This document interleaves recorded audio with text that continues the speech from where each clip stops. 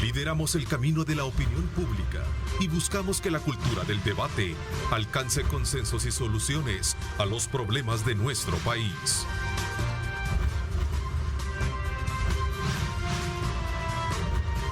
Diálogo con Ernesto López, edición especial. Viernes 17 de septiembre, ¿cómo están? Qué placer enorme saludarles a ustedes. Como siempre, nos da muchísimo gusto compartir desde muy tempranas horas del día nuestra señal con noticias. Y por supuesto ahora vamos en hora y media a conocer el análisis pertinente de temas importantes del país. Una evaluación de la marcha ciudadana del pasado 15 de septiembre en el contexto también de un discurso emitido por el Ejecutivo en la cual destaca aspectos relevantes que tienen que ver con la construcción de mega obras y planes de medidas impulsadas a través de la política de gobierno, entre ellas presentar lo más pronto posible un paquete o una ley que busque de alguna manera aliviar el tema de las pensiones en nuestro país. Eso, entre otros aspectos importantes, análisis también con relación al anteproyecto de reforma constitucional presentados en ese mismo contexto. Eso y otros temas vamos a tener esta mañana con nuestro acostumbrado panel.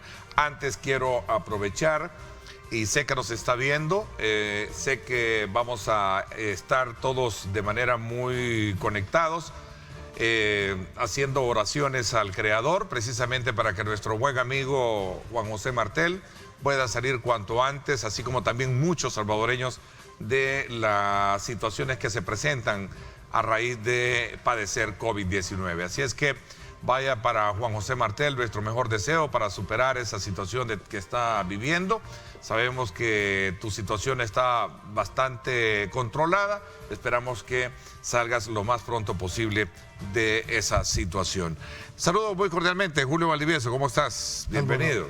Buenos días, Ernesto, buenos días a todos los televidentes. Gracias, Tania Pastor también ya está con nosotros. Tania, buenos días, qué gusto saludarte.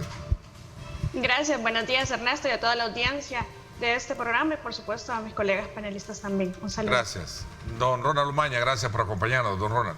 Gracias, Ernesto, por la invitación. Buenos días a Tania, buenos días a Julio y a Marvin y por sobre todo a la teleaudiencia. Un abrazo fraternal para todos. Gracias, Marvin, también por acompañarnos ahora. ¿Qué tal? Buenos días al panel y a la audiencia. Bueno, yo creo que el día 15 de septiembre tenía años de no recordar una forma de expresión de la ciudadanía, ¿verdad? De manifestando su descontento a algunas de las acciones. Vi personas de todas las edades, pero sobre todo vi jóvenes, sí, ¿verdad? Muchísimo. Que eso marcaba como una disyuntiva, dijéramos, en cuanto al abordaje, porque aunque habían políticos ahí, la mayoría no iba o no fue convocada para una marcha en función de un partido o en función de una organización. Iba muchísima gente. Creo que la organización manda un mensaje muy claro, ¿verdad?, de que existe una gran cantidad de personas. No es cierto que se decía que era un porcentaje mínimo de la población. Está demostrado que hay gente que no comparte y eso es la democracia. Es decir, está mandando señales muy claras de que hay que incluir a todos, que cuando se llega a ostentar la presidencia se gobierna para los que votaron y para los que no votaron por él. Entonces creo que esto debe ser evaluado y hay algo que quisiera resaltar. Muchas de esas manifestaciones es la percepción que tiene la ciudadanía en algún momento de las actuaciones que ha tenido la Asamblea Legislativa, ¿verdad? Que están arrastrando, dijéramos, al propio presidente. Bueno, yo estoy de acuerdo en esto último que dijo Luis Valdivieso. Sí, la retórica definitivamente no fue la más feliz porque el mensaje se transmitió de una manera errónea.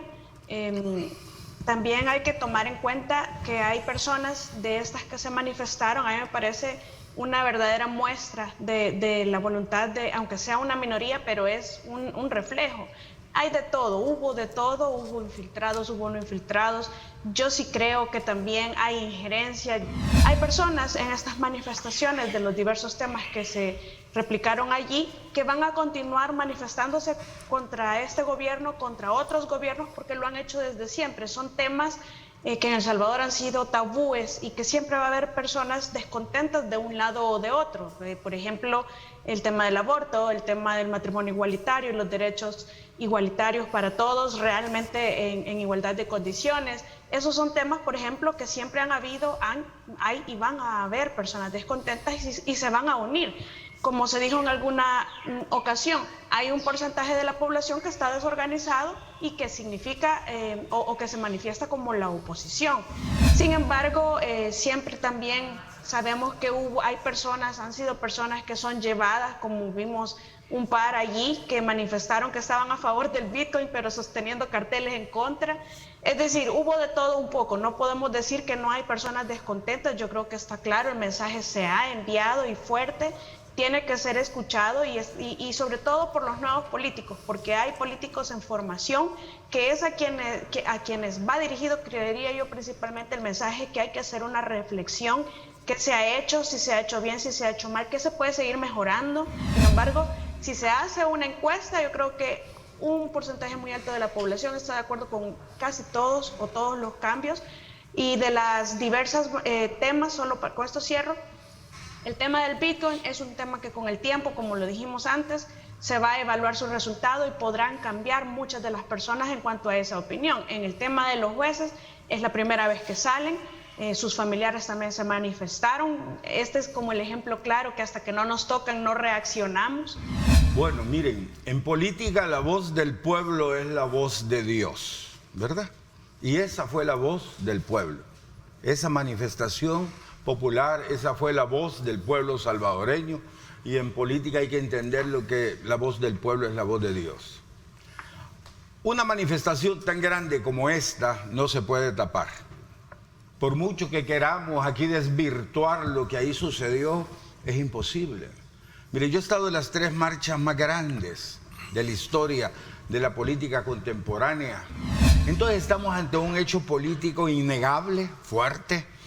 Que hubieron infiltrados, que no hubieron infiltrados, y eso ya nada tiene que ver. Fue tan pírrico lo que pasó versus la gran manifestación de gente, que eso no nubla lo que ha sucedido.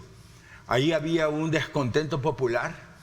Esa es la percepción que tiene el pueblo. Miren eso que están viendo ahí. Y había gente de todas las clases sociales,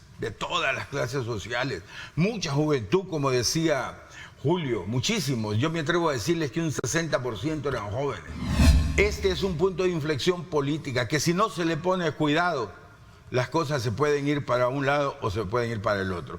Este es el momento de la buena reflexión, del momento de cambiar las cosas para que las cosas mejoren en el país. Porque también es el momento que si no cambiamos, que si apretamos, que si la próxima manifestación sale la policía a reprimir, a echar gas pimienta a la gente, esto se va a desbordar.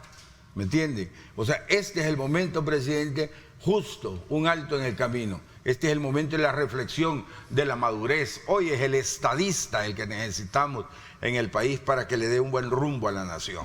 Yo creería que el miércoles nace la nueva oposición al presidente Bukele y a Nuevas Ideas.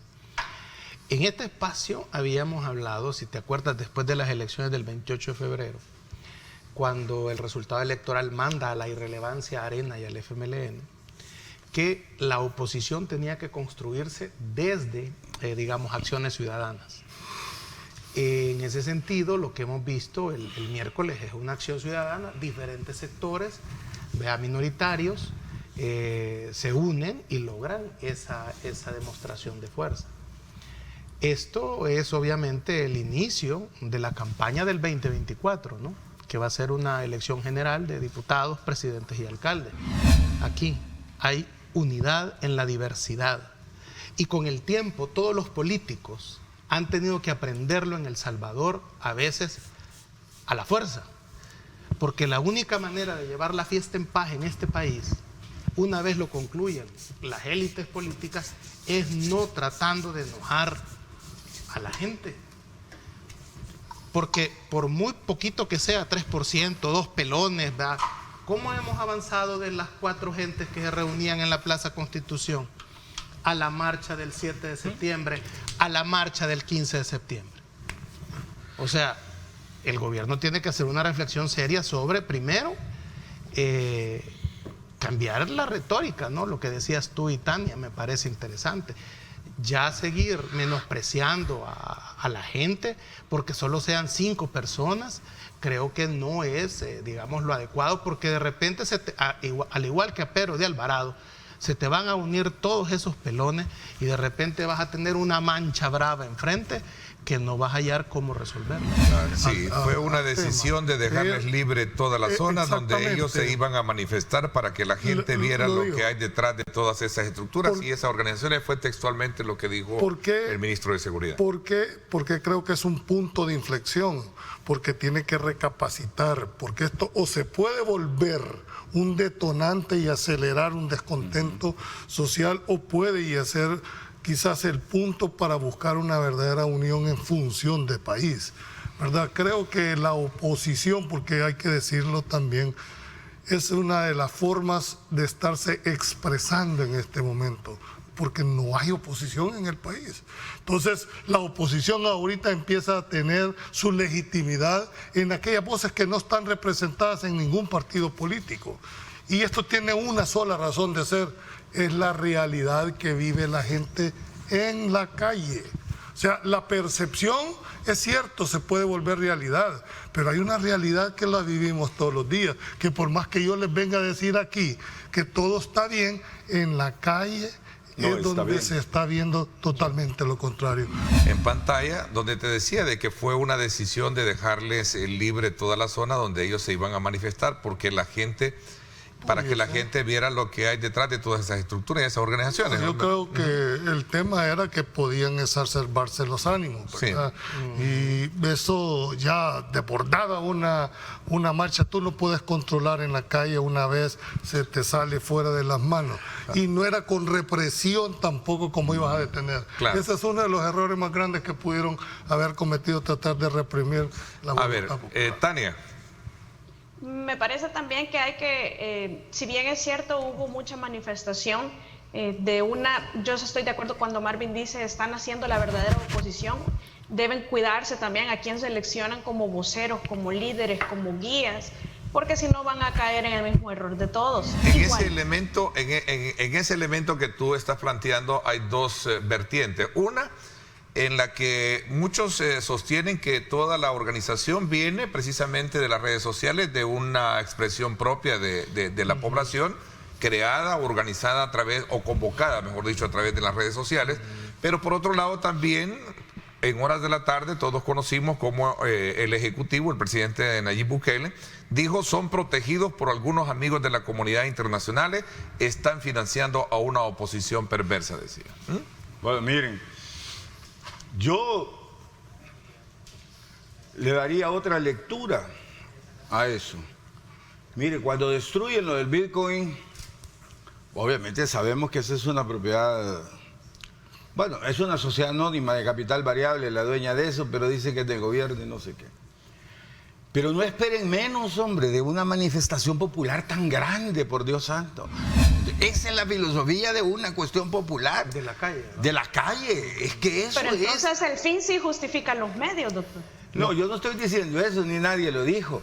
Pero hay que entenderlo desde ese punto de vista. No hay que estar solo parándose en el otro lado de la moneda. Es sociológico. Lo que sucede es que generalmente cuando es hacia es nosotros... conducta sociológica política. Y eso se va a dar siempre. Pero no podemos justificarla. Bueno, y qué bueno, Tania, de que no pasó a más la situación. Eso sí. ¿Verdad? Qué bueno. Pero cuando yo veo que el presidente dice que en la próxima van a echar gas pimienta y no sé qué, ya me preocupa. ¿Por qué esta manifestación? Tampoco dijo eso. No, ¿Cómo? Tampoco dijo eso. sí. Bueno, yo no lo he escuchado. ¿Dónde lo dijo? En el discurso, que si seguían financiando los internacionales, pues iban a verlos en la necesidad de hacer algo así. Ojalá y no fuera ¿verdad? la necesidad. ¿Me entiendes? Entonces, yo no vengo a defender al presidente ni a atacarlo, Dania, ¿verdad? Pero vengo a darle una interpretación a la marcha. Y esa es sociología pura lo que sucedió allí. Yo no hablo de infiltrados ni no infiltrados, porque no sé si los eran o no los eran, ¿verdad? Lo que sucedió es un hecho, ¿verdad? Entonces, hay que ir y ver la marcha, hay que leer la marcha. ¿Cuáles eran las protestas? No al Bitcoin, no a los 20,000 soldados, no a la purga judicial. Yo creo que eso es lo que hay que ir y ver y leer. Lo que hay que ver es decir, cuál era la bandera que se llevaba. Varias. Sí, varias. Sí, varias banderas, porque no había carácter político de nada. De nada, que cuando tú analizas cada una y ves cuál ha sido la manifestación, una, el tema de los jueces. Es un tema que estaba, dijéramos, la purga judicial estaba ahí en todos lados. Erróneamente establecida. También, porque yo quiero decir algo, aquí ha habido una satanización del tema de la edad. Aquí todos creen que todas las personas mayores son obsoletas o corruptas y para afuera. Y que solo los nuevos que llegan son, dijéramos, los niños cantores de Viena. Cuidado con eso. Pero más allá, fíjate, Cuidado de con la eso. edad, Sí, pero es que la percepción que está teniendo. Es que ese fue el discurso. Pero aprovechando el tema sociológico que introducíamos ahorita, es interesante notar que tantas demandas lo que reflejan es, digamos, es una actitud que han agarrado algunos voceros del gobierno, que cuando vos criticas algo, cuando vos señalas algo, inmediatamente se van en tu contra en redes sociales. ¿Saben por qué protestó la gente? También por el $1.000.000 que se estaban gastando en los actos del bicentenario, que no se vieron por ningún lado. Otro de los errores es que cuando vos tenés diferentes grupos que piensan diferente, pero empiezan a unirse. Sí, claro. Eso es lo que yo retomo. Estás construyendo la oposición. Exactamente, es decir, abrieron muchos flancos, se están uniendo y van a hacer un solo frente en contra de determinada situación. Y eso tiene a la base, yo creo que por eso hablaba del punto de inflexión, que tiene que llamarse a una verdadera reflexión, empezando por la Asamblea Legislativa. Miren, esas actitudes que tienen en las comisiones especiales, como que fueran inquisidores, uno tras otro, aunque sea bueno lo que se pretenda hacer, la percepción es totalmente diferente. El vicepresidente de la República hacía énfasis en que la reelección inmediata no existe, decía, ¿verdad? Sí, a diferencia de lo que la Sala de lo Constitucional ha venido a cambiar de acuerdo a la resolución que había anteriormente. Perdón. Es interesante las posiciones sobre este tema, ya que nosotros, o por lo menos yo aprendí a entender la Constitución desde la perspectiva de la jurisprudencia anterior, y en realidad cuando hablamos de alternabilidad nosotros lo cerramos a inmediatamente alterno, es decir, ahora sí, inmediatamente después no, pero todos sabemos que alternabilidad puede ser de más números que uno. Entonces lo que ha venido a hacer, para que se comprenda, digamos, de una forma muy sencilla lo que decía la sala de antes y lo que dice la sala de ahora y lo que propone el doctor Ulloa. Lo que decía la sala antes es, no puede ser presidente en el siguiente periodo presidencial el que es presidente actualmente, sino que hasta dentro de 10 años. Es decir, la sala anterior entendía la alternabilidad del artículo 88 y el análisis del ordinal primero del 152 de la Constitución, como a pesar de que la Constitución no decía 10 años, la sala entendió que se refiere que el presidente actual puede volver a postularse hasta dentro de 10 años. Sigo manteniendo la defensa del Estado de Derecho. Aquí ha habido una confusión, ¿verdad? Creen que las reformas tienen mucho que ver con el tema de la reelección, y eso es totalmente falso. Y hay que tomar posición, lo vamos a tomar en ese sentido. Claro. La actual Constitución no permite una reelección inmediata, si lo vamos a la literalidad. Pero ¿qué es lo que había pasado? Tania lo acaba de repetir no menos de 3 o 4 veces. Es que uno interpretaba de una manera, el otro lo interpreta de esa manera. Este servidor quiere ser congruente con lo que ha pensado por más de 10 años. ¿Por qué yo siempre me he opuesto a que se interprete la Constitución independientemente de la sala que esté en su momento? Por esta razón.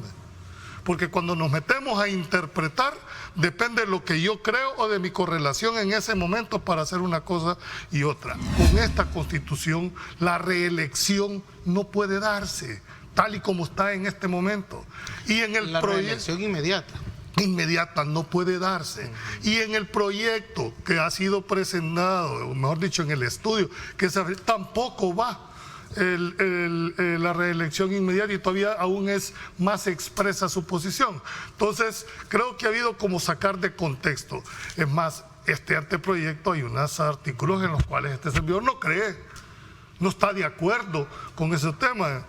Básicamente, yo me declaro un hombre pro vida, No puedo estar en contra de la vida. Pero eso no me cierra a no poder entender y discutir el tema. El presidente va a sacar esa parte dogmática de la propuesta de Félix Ulloa y no la va a presentar a la Asamblea Legislativa. Bueno, no sé si la va a presentar. Parte dogmática, la reforma de lo que tú estás hablando no va a ir a la Asamblea Legislativa. El presidente no va a Bueno, vos tendrás mayor información que nosotros, pero en la parte dogmática de la Constitución, ¿verdad? Hay temas tan importantes que va a haber que discutirlo a nivel de sociedad y de país. Aquí lo que se ha abierto es la posibilidad de una postulación para un candidato que es bajo el argumento de una sentencia jurisdiccional, vía sala, pero no porque la Constitución lo diga de manera expresa o por la presentada por el doctor Félix Ulloa. Hay un problema en aras a la verdad y a la forma de ponerlo como manera objetiva. El problema de la sentencia de la Sala de lo Constitucional es que, ¿cuántos son? 5 artículos los que se refieren a la no reelección, ¿verdad? Es que no amplió la sentencia a armonizar todos los 5 artículos para justificar la reelección inmediata. Por lo tanto, solo tocar un artículo y que la base fundamental sea lo de, la expresión popular o la decisión del pueblo, si el pueblo así lo quiere, poder elegir a un presidente, creo que se quedó corta, la Sala de lo Constitucional, porque ha dejado abierto, ¿y cómo hacemos con los otros artículos? Incluso hay un artículo que ordena a la Fuerza Armada, ¿no?, intervenir y deponer al presidente si está un día más. O sea, ¿qué vamos a hacer con ese artículo de la Constitución? Es decir, la Sala de lo Constitucional no aclaró o no relacionó su sentencia con los otros artículos que lo prohíben. Y la historia. Lo que hizo la sala, realmente el problema no es que solo haya visto un artículo, lo cual es un gran problema. El problema es quién le ordenó que hiciera esa resolución, quién le dijo que lo hicieran. Ese es el fondo de esto. Pero aquí está la carta que el señor vicepresidente de la República, Félix Ulloa, le entregó al presidente Bukele antier cuando le entrega el proyecto.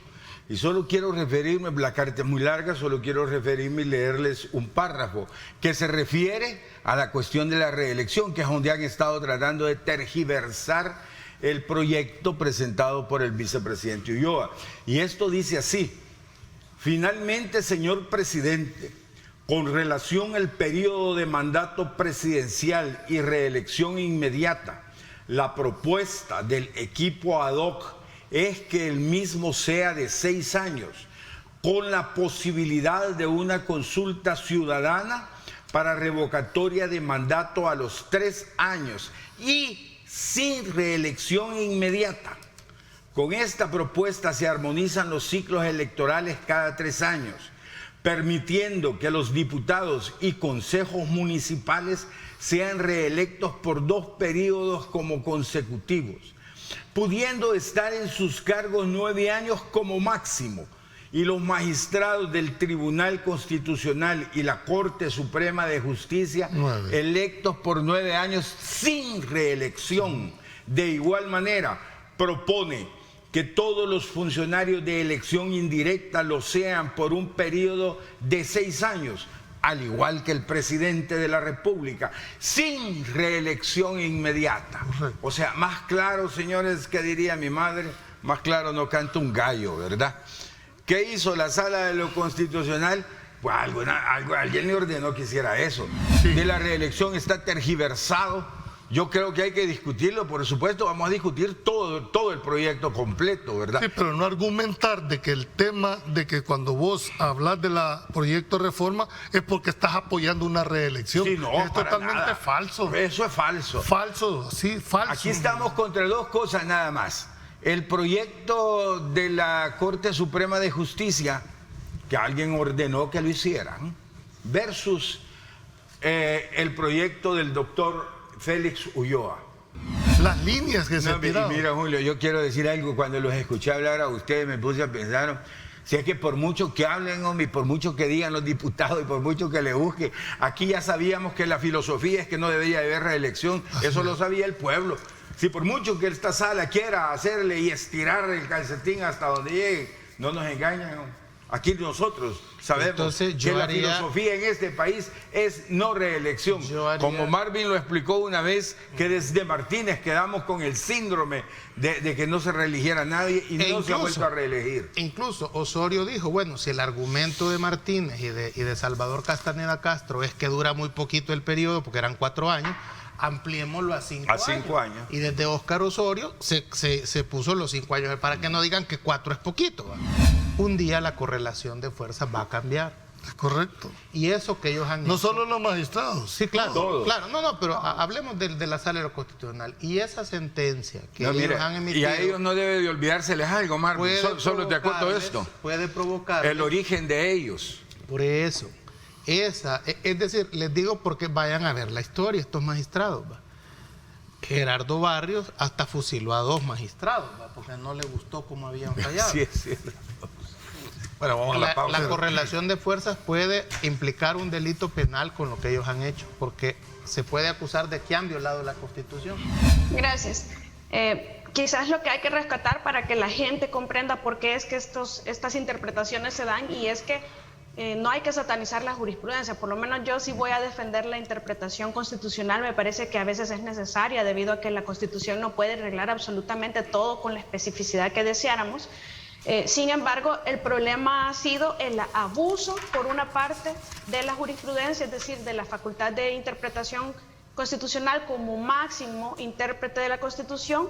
Ese ha sido uno de los problemas, y el segundo, que no veo que se comience a solucionar, porque todavía falta la discusión de este estudio de reforma cuando se convierta en proyecto y se le dé iniciativa de ley, es el mecanismo de elección de estos funcionarios. Entonces, el problema de la jurisprudencia ha sido ese, que en el nombre de la jurisprudencia en El Salvador han reformado la Constitución, la están reformando actualmente y la van a continuar reformando si no se cierran las puertas a ese gobierno de jueces en el que nos han tenido, en donde absolutamente nadie puede cuestionar una decisión de la sala, porque como ellos mismos han dicho, aunque intenten explicar ahora que ese no fue el mensaje que se intentó dar, pero que después de Dios solo la sala. Y entonces, ¿qué fiscal se atreve a cuestionar o qué juez se atreve a cuestionar cuando vienen y dan? Porque la jurisprudencia, así como esta sala ha interpretado, tiene sus fundamentos, sí hace una hilación entre todas las disposiciones, el 154, el 152 ordinal primero, el 88, todos los que son relativos, sí hace, y para reunir los requisitos que lo conviertan en vinculante, ahí están, igual que han estado los anteriores. Voy a sumar un elemento que viene, según acá, de la versión del presidente de la República, solo para que él no está de acuerdo y he decidido no proponer ningún tipo de reforma a ningún artículo que tenga que ver con el derecho a la vida. Por ejemplo, desde el momento de la concepción, el matrimonio, manteniendo únicamente el diseño original, un hombre y una mujer, o con la eutanasia, dice. Bueno, solo para, antes de esto, solo lo dice quiero, el presidente de la República. Claro. dice Tania, y respeto, no comparto el tema de la interpretación. Tania ha sido muy clara en ese tema, porque bajo ese concepto de la interpretación, aquí ha dicho lo que la Constitución no dice, o han puesto lo que la Constitución quieren, lo que ellos pensaban que debería de decir la Constitución. Hacen mucha referencia a España en muchas de las resoluciones y doctrinas, pero es que en España hay una disposición expresa que faculta al Tribunal Constitucional a interpretar la Constitución. Aquí no. En el proyecto de reforma del doctor Félix Ulloa, de separar, dijéramos, el Tribunal Constitucional, sí le da esa facultad. Le dice que será el máximo intérprete de la Constitución. Al Tribunal Constitucional. Al Tribunal Constitucional. Ahí sí hoy por hoy no tenemos esa facultad. Con todo respeto, ¿por qué razón? Usamos el sentido común.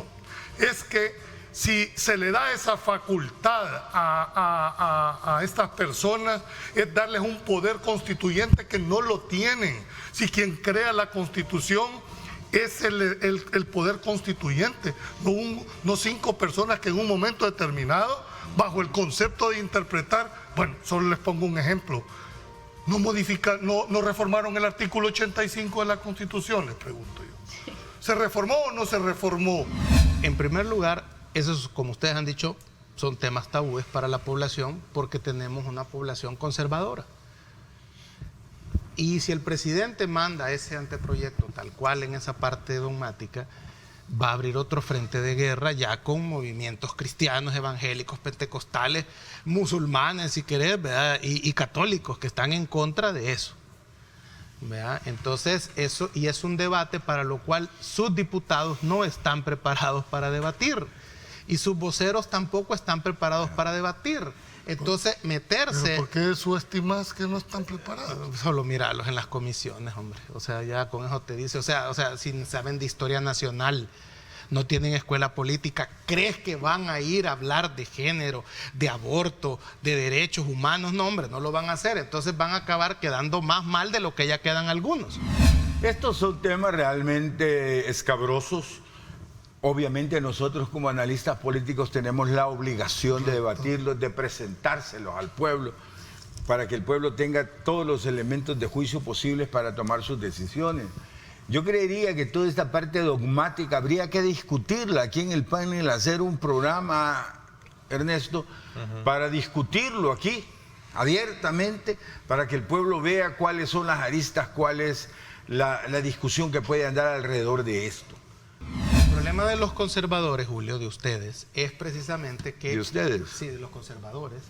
Mucha honra, No, sí, está bien. Es el problema de que el tema del aborto va a ser un tema penal, va a ser un tema religioso, va a ser un tema moral o va a ser un tema médico. Si lo llevamos al terreno médico, es efectivamente... Sí, no, pero cuando el tema de la legalización... El problema es que cuando lo planteas, el tema del aborto... Ya lo estás etiquetando. Sí, ya lo etiquetaste, y ese no es el tema... Permíteme, pero es que ese no es el tema como está planteado en la Constitución, en la reforma. Ahí lo que se está haciendo es igualar los derechos de la mujer a los del feto, cosa que me parece correcta. Es más, actualmente, Tania lo saben los abogados, que desde el punto de vista civil hay otra concepción, porque estamos hablando en el tema de las herencias, ¿verdad? Que ¿cómo se concibe el derecho a esto? Cuando el feto está separado totalmente del vientre de la madre. Es otra concepción que tienen en este momento. Gracias. Me gustaría que quede el mensaje de lo que pasó el 15 de septiembre. Es un mensaje para todos, desde la perspectiva que se vea, y en especial, como analizamos siempre el ámbito político y político partidario, que tomen su parte cada quien, que es de partidos o no de partidos, porque fue un mensaje para diferentes instituciones, fue un mensaje para la Corte, fue un mensaje para el gobierno, fue un mensaje para la Fiscalía, fue un mensaje para la Asamblea Legislativa. Cada quien tiene que hacer un análisis, porque luego vienen las decepciones, como hemos visto, que han salido en el caso de Azocambio, el tema de la jurisprudencia que dice Lic Valdivieso a nivel centroamericano con la resolución del doctor Quijano, que me parece que no es lo que dice nuestro texto constitucional ni tampoco el tratado constitutivo del Parlacen, pero es lo que dice en interpretación la Corte Centroamericana, en el caso de Fiscalía, que solo, como decimos en El Salvador, solo dice detener y detener y detener. Si el derecho penal es última ratio, la población debe entender que es la última instancia, pero aquí se usa como primera instancia, se detiene, después se investiga y a veces no se fundamenta y no están justificadas las detenciones y pasa lo que está pasando ahora. Yo siempre he creído que hay que defender principios, no personas. Correcto. Y en ese orden de ideas debemos de defender el debido proceso, la presunción de inocencia y el trato de la presunción de inocencia. Creo que lo que pasó el 15 de septiembre es un mensaje, es un punto de inflexión que deberán de analizarse toda la sociedad entera, el gobierno, las instituciones, porque es un mensaje que están mandando la población. Pero lo importante es que ya están actuando. Yo los vi, yo estuve con ellos, ahí estaban todos, estaban sus familiares, ahí estaba toda la gente. Lo importante es que hoy ya están, que ya tomaron conciencia, porque el hecho que no hayan tenido la conciencia clara el 1 de mayo, pero el hecho que la tomen ahora, eso salva la situación pasada, por supuesto. Y al gobierno, pues decirles, este es un punto de inflexión, señores. La voz del pueblo es la voz de Dios y Dios habló el 15 de septiembre en este país. El reto es que lo de ayer, lo del miércoles, no solamente se quede el miércoles. Bueno. Es el banderillazo de salida y tienen ese gran reto de convertirse en movimiento político. Es parte de nuestra misión de llevarles a ustedes, como siempre, temas importantes de análisis, como lo hemos hecho este día.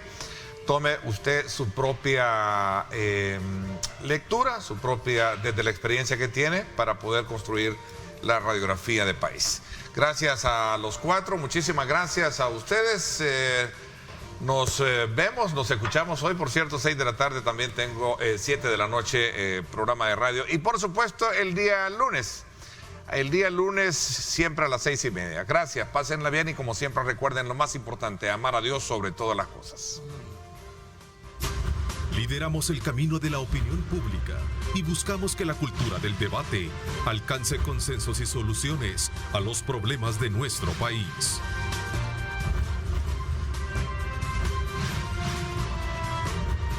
Diálogo con Ernesto López, edición especial.